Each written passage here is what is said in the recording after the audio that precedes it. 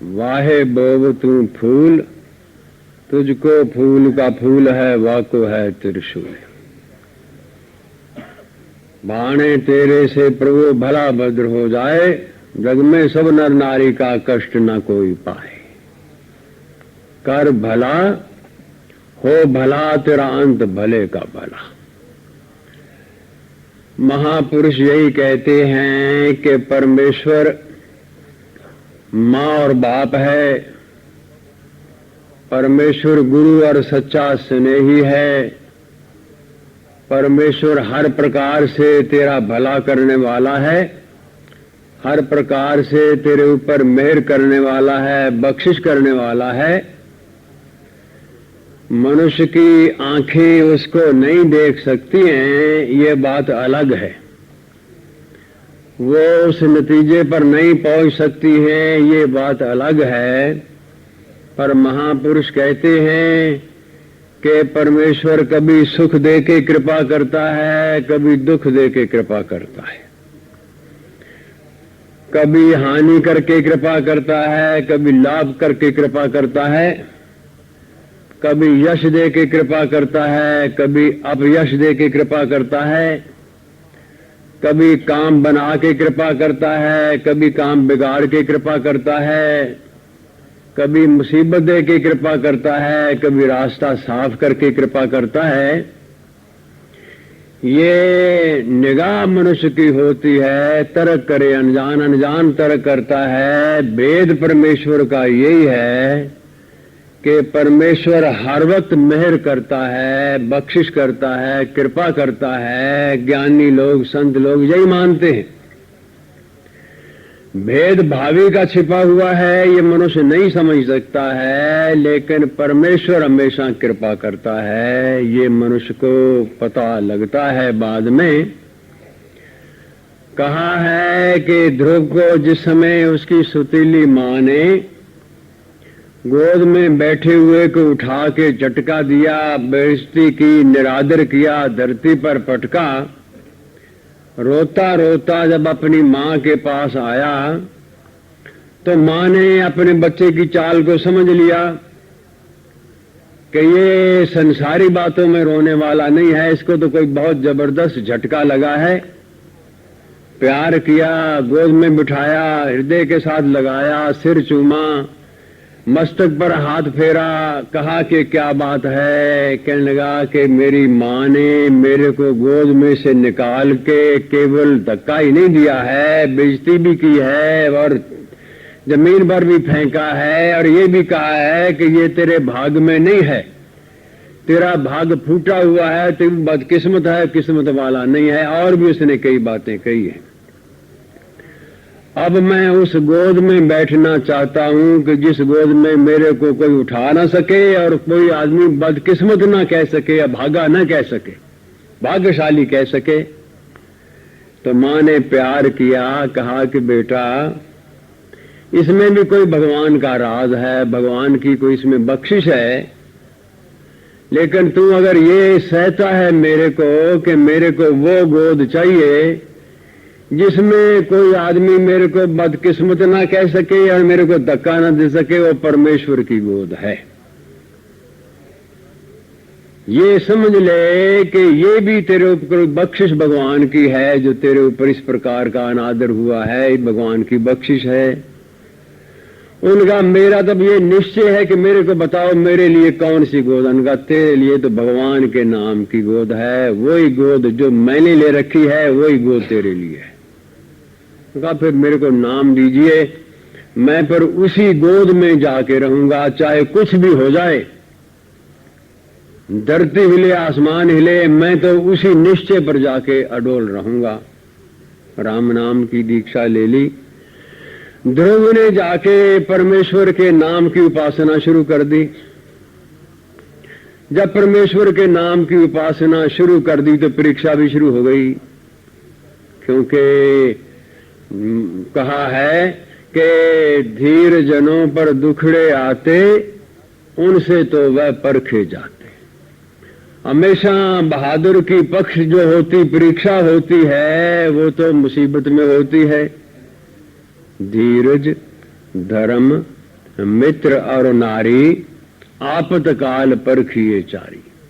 कितना हौसला है, कितना धर्म में पक्का है, कितनी पक्की दोस्ती है और कितनी पतिव्रता है, ये मुसीबत में आदमी को पता चलता है।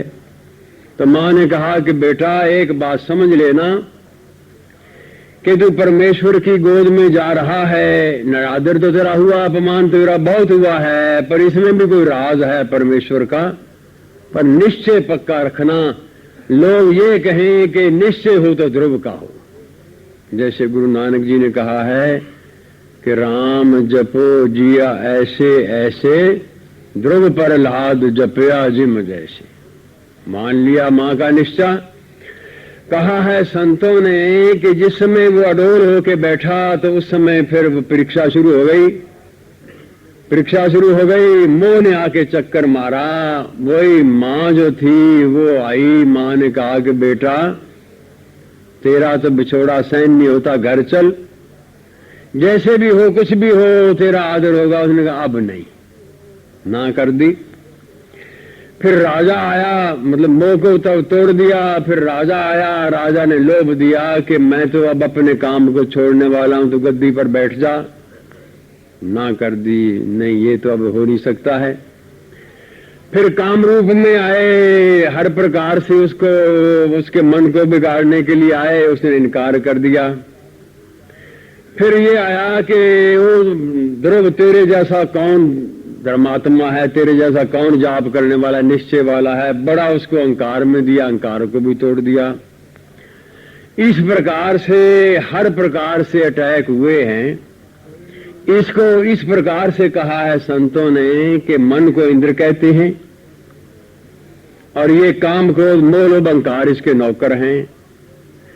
जब आदमी परमेश्वर के नाम में लगता है, निश्चय के साथ लगता है, तो ये अटैक करते हैं उसके ऊपर। काम क्रोध मोह लोभ अहंकार मन को इंद्र कहते हैं। वहां भी यही कहा है भागवत में कि जिस समय ध्रुव बैठा, इंद्र को फिक्र हो गया कि ये मेरी गद्दी पर बैठेगा।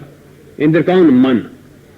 मन को ये फिक्र हो गया कि अब मेरे को काबू में करेगा, क्योंकि मन तो जन्म जन्मांतरों से मोह माया में फंसा हुआ है और वो जीव को ना कर दी।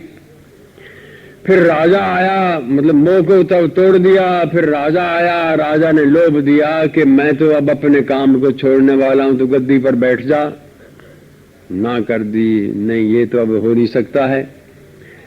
फिर काम रूप में आए, हर प्रकार से उसको, उसके मन को बिगाड़ने के लिए आए, उसने इनकार कर दिया। फिर ये आया कि वो ध्रुव तेरे जैसा कौन धर्मात्मा है, तेरे जैसा कौन जाप करने वाला निश्चय वाला है। बड़ा उसको अहंकार में दिया, अहंकार को भी तोड़ दिया। इस प्रकार से हर प्रकार से अटैक हुए हैं।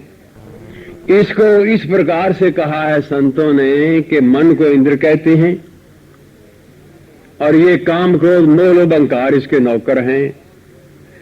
जब आदमी परमेश्वर के नाम में लगता है, निश्चय के साथ लगता है, तो ये अटैक करते हैं उसके ऊपर। काम क्रोध मोह लोभ अहंकार मन को इंद्र कहते हैं। वहां भी यही कहा है भागवत में कि जिस समय ध्रुव बैठा, इंद्र को फिक्र हो गया कि ये मेरी गद्दी पर बैठेगा। इंद्र कौन? मन। मन को ये फिक्र हो गया कि अब मेरे को काबू में करेगा, क्योंकि मन तो जन्म जन्मांतरों से मोह माया में फंसा हुआ है और वो जीव को फंसाना भी चाहता है।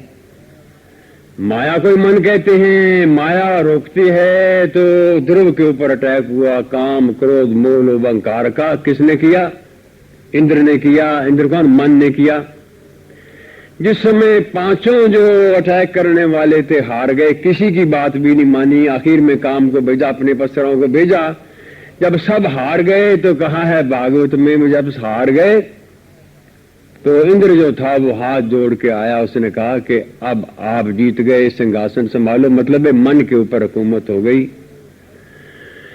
जिसमें हर प्रकार से काम क्रोध मोह लोभ अहंकार ने आके पूरा चक्कर दिया, पूरा उसको डामाडोल करने की कोशिश की, पर वो नहीं हिला, तो मन आके काबू में आ गया।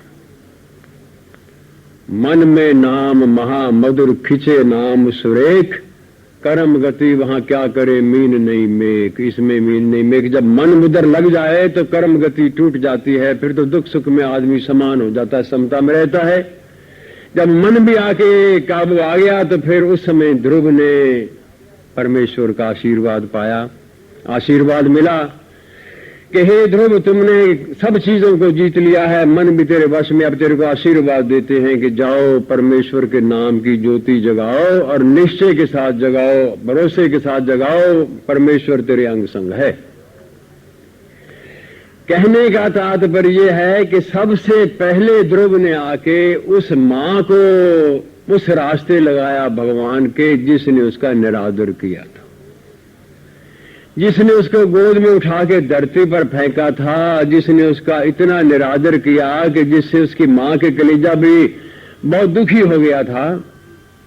लोगों ने आके पूछा कि जिस मां ने इतना निरादर किया है, जिस मां ने इतनी ठोकर दी है तेरे को, सबसे पहले तू उसका उपकार क्यों मानता है, सबसे पहले उसका एहसान क्यों मानता है कि तू सबसे पहले उसी की खिदमत करना चाहता है। कहने लगे अगर ये मेरे को धक्का नहीं देती, अगर ये मेरा निरादर नहीं करती, अगर उठा के मेरे को धरती पर नहीं फेंकती, मेरी बेइज्जती नहीं करती, तो मैं आज भगवान के दरबार में नहीं जाता। ये इसी की मेहरबानी है, इसके निरादर की मेहरबानी है, इसके अनादर की मेहरबानी है, इसके तिरस्कार की मेहरबानी है कि मैं आज भगवान के दरबार में बैठा हूं। एक मां राजी रहती, अब संसार की सब माताएं मेरे ऊपर राजी हैं, भगवान की कृपा है, परमेश्वर का आशीर्वाद है।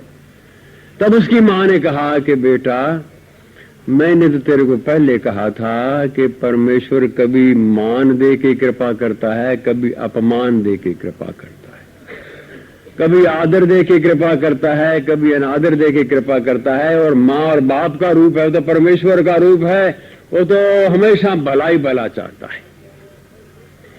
इस वास्ते परमेश्वर हमेशा भला करते हैं। तभी कहा है कि जो तुझको कांटा बोवे वाहे बोवे तू फूल, तुझको फूल का फूल है वाको है त्रिशूल।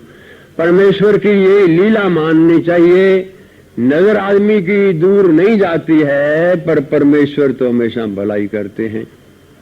लक्ष्मण जी ने बड़ा गुस्सा किया कि मैं तो कभी अयोध्या नगरी छोड़ूंगा नहीं, राज छोड़ूंगा नहीं। मुझे अभी तक तो कोई नजर आता नहीं है कि जो खड़ा होकर मुकाबला कर सके। राघव जी आपका, आप तो इलादा रहे, कोई मेरा मुकाबला कर सके वो भी मेरे को नजर नहीं आता है। लेकिन अगर कोई आ भी जाए नजर, तो उस आदमी की क्या, मैं तो अयोध्या नगरी को भी भस्म कर सकता हूं, इतनी मेरे में शक्ति है। किसकी ताकत है जो तेरे राज को रोके? इतनी बेइज्जती में आपकी बर्दाश्त नहीं कर सकता हूं कि राज के तिलक का सामान इकट्ठा है, जनता ने राज दे दिया, पंचों ने राज दे दिया, विद्वानों ने राज दे दिया, राज की तैयारी हो रही है। और वो कहती है कि 14 वर्ष के वनवास में जाओ, बाप ने वचन दिया है। बाप भी कहता है कि कोई जो बात नहीं, मेरे को बांध दो गलती में। तब राघव जी ने कहा है कि लक्ष्मण भैया, तेरे को इस बात की समझ नहीं है, तू दूर नहीं देख सकता है। यही कैकेयी है जो मेरे देखे बिना रह नहीं सकती थी, को नींद नहीं आती थी। ये कैकेयी है जो मेरे बिना भोजन नहीं खाती थी। ये कैकेयी है जो सबसे ज्यादा मेरे को प्यार करती थी। ये कैकेयी कहती थी कि तुम बेटा तो जरूर लक कुशल्या का है, लेकिन बेटा मेरा है, लक कुशल्या का नहीं है। सारा अयोध्या नगरी जानती है कि कैकेयी का सबसे ज्यादा प्यार राम को है। तो लक्ष्मण इतना प्यार होने के बाद आज वो मेरे को दंडक बन का वनवास देती है, तो इसमें कोई राज है, इसमें कोई भेद है, इसमें कुछ भला होने वाला है। जिसका कारण दीख न पावे, उसमें सुख दुख जो भी आवे, हानि लाभ यश अपयश विधि आए, वही विधि का काम। कहते हैं इसमें वही विधि की बात है, जिस भेद को कोई जान नहीं सकता है, वो बात है लक्ष्मण। ये समझ ले कि मेरा वन का जाना जो है, ये कोई भावी में कोई अच्छे काम होने वाला है। जब होके आए तो वाल्मीकि जी ने कहा है कि राम बन गए तो बन गए, बन नहीं जाते तो बनते नहीं, बन गए तभी बने हैं, अगर बन नहीं जाते तो बनते नहीं है। तो उस समय राघव जी ने कहा है कि हे लक्ष्मण, इसमें कोई भारी भेद है, संसार का कोई बड़ा भला होने वाला है, संसार के ऊपर कोई बड़ी भारी चमत्कार की बात होने वाली है, कोई पृथ्वी का बोझ उतरने वाला है, क्योंकि जब महापुरुष को कोई किसी प्रकार की तपस्या करनी पड़ती है तो बड़ा भारी पाप जो होता है वो टूटने वाला होता है। कहते हैं जिस समय गुरु तेग बहादुर के पास लोग गए, उन्होंने जाके अत्याचार की कहानी सुनाई कि इतना अत्याचार हो रहा है, इतना अत्याचार हो रहा है, रोंगटे खड़े हो रहे हैं। वो आंख बंद करके समाधि में हो गए, समाधि में हो गए। आंख खोली तो उन्होंने कहा कि बात यह है कि पाप बहुत बढ़ गया है, इसको तोड़ने के लिए किसी बहुत ऊंचे महापुरुष की कुर्बानी की जरूरत है। ये आवाज आती है। बात तो होनी थी जिनको होनी थी। तो गुरु गोविंद सिंह जी पास बैठे थे, बच्चे थे अभी। तो गुरु गोविंद सिंह जी ने कहा बचपन में ही कि पिताजी ये बात तो आप कहते हैं कि इसमें किसी महापुरुष की कुर्बानी की जरूरत है, मेरे को तो आपके सिवा और कोई ज्यादा महापुरुष आपसे बड़ा नजर ही नहीं आता है। हंस पड़े, उसके सिर पर हाथ फेरा करने, बिल्कुल तुमने ठीक कहा है, मैं निर्णय नहीं कर सका था कि मेरे को शीश देना चाहिए कि नहीं देना चाहिए, पर तूने कह दिया है, ठीक बात है। इसमें शीश देने से कईयों के शीश बच सकते हैं। तो राघव जी ने कहा कि लक्ष्मण ये समझ ले कि महापुरुषों पर दुखड़े आते उनसे तो वह परखे जाते। जब किसी महापुरुष पर दुखड़ा आएगा किसी भले के लिए, किसी पाप को खेड़ने के लिए आएगा। ये मेरा 14 वर्ष का जो वनवास है, ये वनवास, फिर दंडक वन का वनवास, फिर कैकेयी के कहने का वनवास, इसमें कोई राज है जो भला होने वाला है परमेश्वर का। इस वास्ते परमेश्वर की लीला को, उसके अंत को आदमी इन आंखों से नहीं देख सकता है। लेकिन अगर ये समझे कि परमेश्वर जो करता है वो भले के लिए करता है, उन्नति के लिए करता है, आशीर्वाद के लिए करता है, ये बात वेद में रखे तो ठीक है। ना कर दी राजा दशरथ ने विश्वामित्र जी को कि राघव जी को नहीं भेजना है। जिस समय विश्वामित्र जी आए तो पता लगा उनको कि विश्वामित्र जी आए हैं। उस समय राजा ने कहा कि बड़े भाग्य हैं। राजा दशरथ जी ने कहा कि इतने बड़े भाग्य के एक महापुरुष जंगल से निकल के मंगल में आया, नगरी में आया है, कोई खास बात है। बड़ा कहते हैं रामायण में बड़ा आदर किया, जहां से चले थे वहां से हटके अपना सिंहासन छोड़ के उनको बिठाया, पैरों में बैठे हाथ जोड़ के कहा कि बड़े धन्यवाद हैं जो आप आए हैं, बड़ी कृपा है जो आप आए हैं।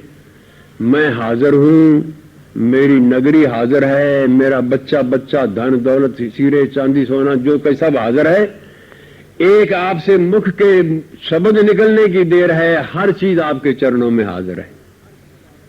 थपकी दी, आशीर्वाद दिया कि राजा दशरथ तुमने अपने कुल की मान मर्यादा को पाला है। तेरे खानदान में महापुरुषों की आदर करने की ये रीति चली आती है जो तुमने की है। तुमने कुछ भी कम नहीं किया है। अगर मैं ये कहूं कि तुमने ज्यादा किया है तो वो बात ठीक है, लेकिन कम नहीं किया है, तुमने मर्यादा पाली है। तो बात यह है कि मैंने यज्ञ करना है, यज्ञ में राक्षस बाधा डालते हैं। गुस्सा करूं तो यज्ञ फेल होता है, चिंता करूं तो यज्ञ फेल होता है, नहीं करूं तो राक्षस आके बिगाड़ते हैं। कई बार बिगाड़ चुके हैं। मेरे को चिंता रहती है कि वो आके यज्ञ न बिगाड़े और फिर आ जाए तो मैं गुस्से से उनको मार तो सकता हूं, लेकिन यज्ञ के लिए ठीक नहीं है। तो मेरे अंदर आया है कि राघव जी को ले आऊं और मेरे यज्ञ की रक्षा करें। फिसल गए, पैर पड़ गए, पैर तो आगे पकड़े हुए थे। कहने के ये बात छोड़ दो और जो मर्जी मांग लो। कहने नहीं ये बात नहीं है। कहा है कि इतना झगड़ा बढ़ गया कि राजा दशरथ ने इनकार कर दिया। कहने इसका नतीजा जो होगा मैं भोग लूंगा, इसका प्रायश्चित कर लूंगा, जितना पाप होगा भोग लूंगा, लेकिन मैंने राम को नहीं भेजूंगा। तब वशिष्ठ जी ने आके कहा कि हे राजा दशरथ, तू समझता नहीं है। इसमें खास भेद है कि लिखा है महाराज ने रामायण में कि राघव ने संसार में चमकना है, इसकी ज्योति चमकनी है, बहुत चमकनी है। ये तू समझता नहीं है इस बात को कि कितना चमकना है। विश्वामित्र जी का लेने आना और फिर राघव के ऊपर हाथ रखना, फिर अपने यज्ञ की रक्षा विश्वामित्र ने करानी राघव जी से और फिर लेके साथ जाना है, ये मामूली बात नहीं है। नाम तो राघव का होना है, शक्ति सारी विश्वामित्र की होनी है, इसके तेरे कोई बात नहीं है। ये समझ ले कि जितने भी संसार में चमक होगी, ये सूरज की तरह चमकेंगे राघव, लेकिन ये शक्ति विश्वामित्र की होगी, लेकिन नाम सब राघव का होगा। विश्वामित्र को कोई नहीं पूछेगा, यही कहेंगे कि राघव जी ने किया है। और नहीं मानेगा तो तेरी कीर्ति, तेरी तो क्या तेरे परिवार की सबकी कीर्ति जो है नष्ट हो जाएगी। तब मान गए। तब महाराज ने कहा है कि जब मान गए तो वो राघव जी जो जिनको मुसीबत के लिए नहीं भेजते थे कि ये बच्चा है राक्षसों के हाथों मारा जाएगा, कष्ट पाएगा, मुसीबत में होगा, बच्चा है जाग नहीं सकता है, सुख का सोने वाला है, ये कभी मुसीबत बर्दाश्त नहीं करता है, कभी इसने रात को अंधे ऐसे नहीं किया है, ये तो सुख में सोने वाला है, इसको मुसीबत में नहीं डालूंगा क्योंकि इसके मरने पर मैं तो मरना ही मरना है, इसलिए आपके पाप से मर जाऊं तो अच्छा, इसको नहीं भेजूंगा। तब उन्होंने उसके परिणाम को देखा कि विश्वामित्र जी के आने से पहले पछतावा हो रहे थे, सलाह मशवरे हो रहे थे कि कैसे बच्चों का घर वर देखें, कौन सा परिवार देखें, कौन सा सिलसिला देखें, कहाँ शादी हो, कहाँ कोई बात हो। उस समय विश्वामित्र जी ने राघव जी को ले जाके नदी के पार करके ही जब चलने लगे तो वशिष्ठ जी ने कहा है विश्वामित्र जी को, महाराज आप देखना, कहने के बोलो, कहने के राजा दशरथ को तो मैंने जो कहना था कह दिया है, आपको कहने का मेरा कोई हक नहीं है, न मेरे अंदर कोई इतनी शक्ति है आपके कहने की, लेकिन फिर भी मैं भी एक परमेश्वर का प्यारा इस परिवार का हितैषी हूं। इतना जरूर आप समझ लेना कि आप किसको ले जा रहे हो। अयोध्या नगरी की ताज को ले जा रहे हो, मोती मणि मोती है, ये मुकुट का मोती है जिसको ले जा रहे हो। और इस राघव को ले जाने के बाद राघव को एक आंच भी आई तो राघव को नहीं आएगी, ये तेरे ऊपर आंच आएगी। कहा है रामायण में दूसरी में कि विश्वामित्र जी कहा कि वशिष्ठ मैं सब समझता हूं, मेरे को सब पता है, और मैं ये भी समझता हूं कि मैं किसको ले जा रहा हूं। मैं सिर्फ राजा दशरथ का कलेजा नहीं ले जा रहा हूं, मैं तो सारी अयोध्या नगरी का कलेजा ले जा रहा हूं और सारी इज्जत को ले जा रहा हूं, मैं सब समझता हूं।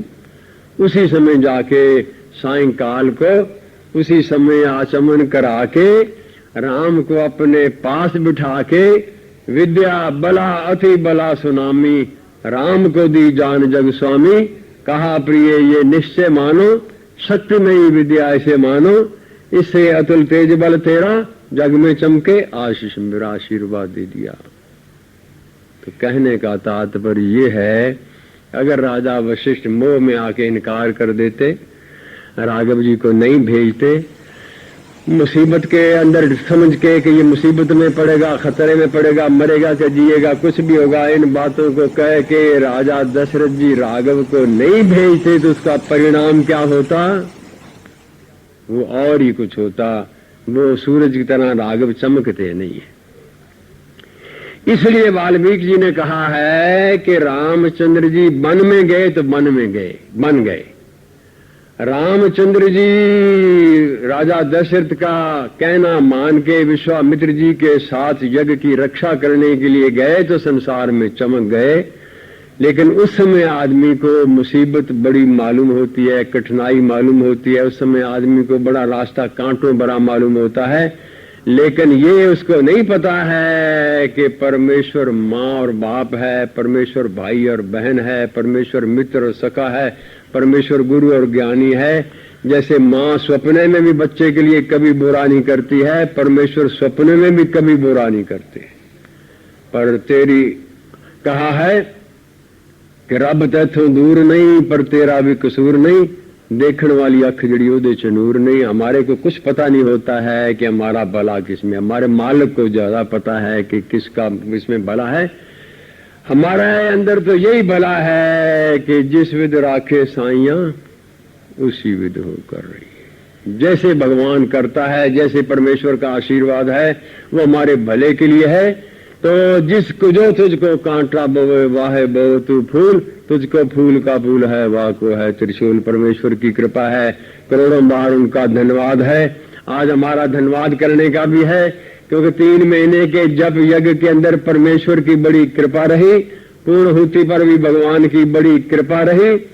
हम लोग समझते हैं यही समय था 27 तारीख को, इससे बाद भी वर्षा जबरदस्त हो रही थी। तो किसी ने मेरे को कहा कि अब क्या होगा। मैंने कहा नौकरी में नखरा किस बात का है भाई, हम तो नौकर हैं। अंदर करेंगे अंदर कर लेंगे, बाहर करेंगे बाहर कर लेंगे, जहां उनकी मर्जी कर लेंगे। यहाँ तो उनका हुक्म मानना है, सिर झुकाना ही झुकाना है। नहीं झुकाएंगे तो फिर भी क्या कर सकते हैं, हम किसी का कोई बिगाड़ थोड़ी सकते हैं कि हमारे सामने जिसके बिगड़ने वाला सिर झुकाना है। तो कितनी कृपा हो गई, कितनी कृपा हो गई कि बाहर हम लोगों को परमात्मा ने धन्यवाद जाप पूर्णाहुति का दे दिया। 1 महीने का अब धन्यवाद का जाप चल रहा है, वही अखंड ज्योति है, वही सिमरन है, लेकिन वो अखंड नहीं चल रहा है। और कल परसों के बाद हम लोग सोचेंगे अगर वो करना होगा तो करेंगे, लेकिन आज हिसार जाना है 12 साढ़े 12 बजे करीब। कल आके फिर यही रहना है। 21 तारीख को सोनीपत जाना है शाम की, वहां 3 से 4:30 की या 3:30 से 5 की रेखा जी से कृष्ण जी से सलाह कर लेंगे। रीटा जो भी होगा वो सोनीपत जाना है, फिर यही रहना है, यहाँ रह के परमेश्वर का धन्यवाद करना है। हमेशा याद रखिए जब भी कोई काम करिए और परमेश्वर उस पर बख्शिश कर दे, मेहर कर दे। इतनी मेहर 3 महीनों की है कि हम तो उसके काबिल नहीं है। हमारी निष्ठा का कोई पारावार नहीं है, पर उसकी मेहरबानी का भी कोई पारावार नहीं है। हमके गुनाहों की भी कोई गिनती नहीं है, पर उसकी बख्शिश करने की भी कोई गिनती नहीं है। बड़ी कृपा रही है 3 महीनों में, तो धन्यवाद करना हमारा फर्ज है। मैं गया वहां भवानी में, पहली बार गया था। जिन्होंने प्रबंध करना था मिश्रा जी ने और अग्रवाल साहब ने, उन्होंने तो मेरे को ही सोच के देखा कि वो आ रहे हैं वो आ रहे हैं, बड़े ठाठ बाट, बड़े सिलसिले, बड़े तंबू कनाते और इतना लंबा चौड़ा उन्होंने पंडाल बनाया हुआ कि हर प्रकार से गया। मैं भी वहां पर देख के मैं भी थोड़ा पसीना आ गया, भाई ये नई जगह आई है। पर इन लोगों की तपस्या कहते हैं कि ये कहते थे कि चाहे हमारे पांव में छाले पड़ जाएं कोई बात नहीं है, लेकिन हम खुद जाएंगे, घर घर जाएंगे। इतने बड़े ऑफिसर होते हुए, मिल के मालिक होते हुए इन दोनों जनों ने और इनके वर्करों ने, इनके साथियों ने, कोई किसी को काम नहीं करने दिया, हाथों से काम किया। इतनी दुनिया थी उस पंडाल के अंदर, देख के तो कोई तो कहता 4000 है, कोई कहता 5000। मैं कहता हूँ 2000 भी हो तो क्या, नई जगह में। तो वहां गए हम लोग, इतना आदर मान किया और इनके ऊपर भी भगवान की बख्शिश हुई। थोड़ी देर पहले बारिश हो रही थी।